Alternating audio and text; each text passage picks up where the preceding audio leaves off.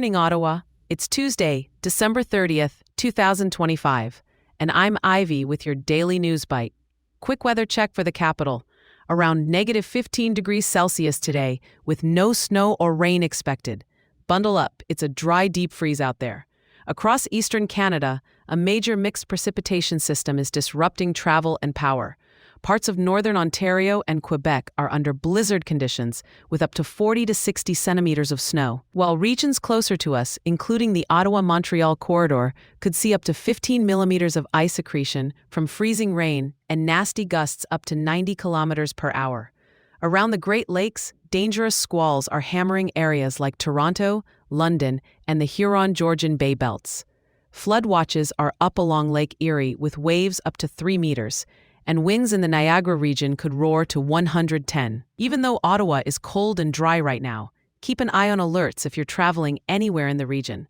Conditions change fast with this kind of system. On the ice last night in Ottawa, the Senators fell 4-1 to the Columbus Blue Jackets in a game that even started late thanks to the Jackets' plane troubles. Damon Severson led Columbus with a goal and an assist, while Boone Jenner, Denton Mateychuk, and Kirill Marchenko added singles. Jet Greaves stopped 27 shots for his third straight win between the pipes. Jake Sanderson had the Sens' lone goal in the second, and Levi Marilainen made 18 saves for Ottawa. Not the result fans wanted, but a reminder, the group is young and there's room to build into the new year. Down the road in the AHL, the Belleville Senators split their return from the break. A tight 3-2 loss to the Toronto Marlies in the Boxing Day Classic, followed by a statement 7-0 shutout of the Utica Comets. Oscar Pettersson had the hat trick, and Mads Sigurd slammed the door for Belleville. That's the kind of response you love to see. A heartwarming local note. Northern Credit Union's Giving for Good campaign delivered $130,000 to 57 charities across Ontario, including groups serving the Ottawa Valley. With needs rising through the holidays, the donations are helping community organizations stretch to meet demand.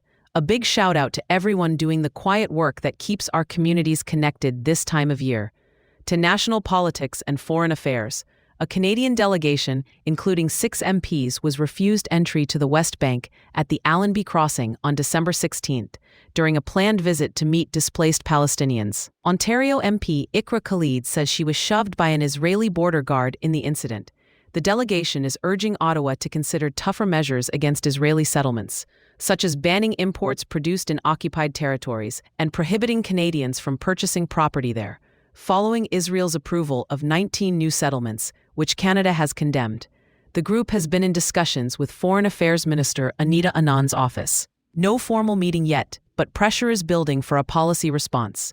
On the home economy front, a new KPMG survey suggests Canadians are bracing for car prices to climb amid U.S. trade tensions and tariffs, and it's shaping our buying preferences. 61% plan to purchase a new car in the next 5 years, but 76% worry U.S. policies will push vehicles into unaffordable territory. 72% say it matters that their vehicle is assembled or built in Canada.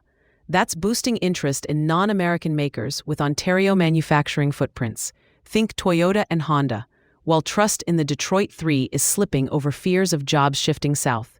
With EV incentives, supply chains, and cross-border policies all in flux, Canadian-made is having a moment. For our AI and policy watchers, China is rolling out new rules aimed at human-like AI that put safety, transparency, and state-defined values front and center. Companies will have to tell users they're chatting with a bot at the start and again every 2 hours. Systems must promote core socialist values, task security reviews, and notify local governments of new tools.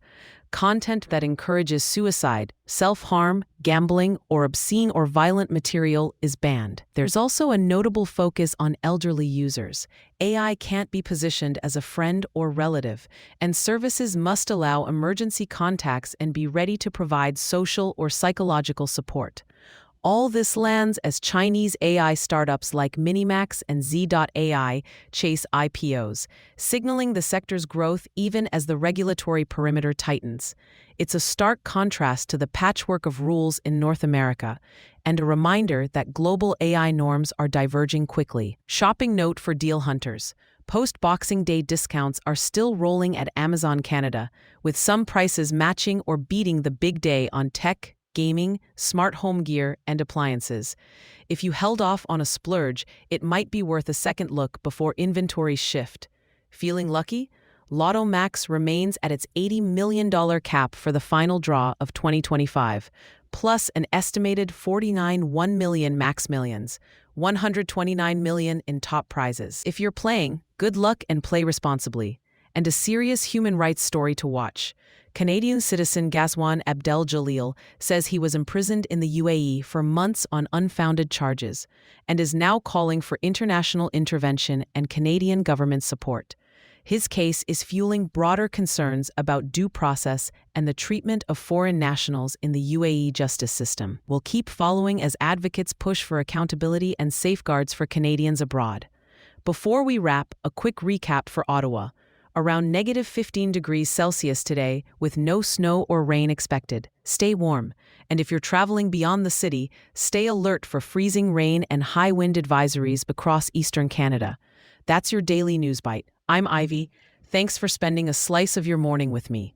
If you found this helpful, share it with a neighbor, and I'll catch you tomorrow. Stay safe, stay curious, and have a great day, Ottawa.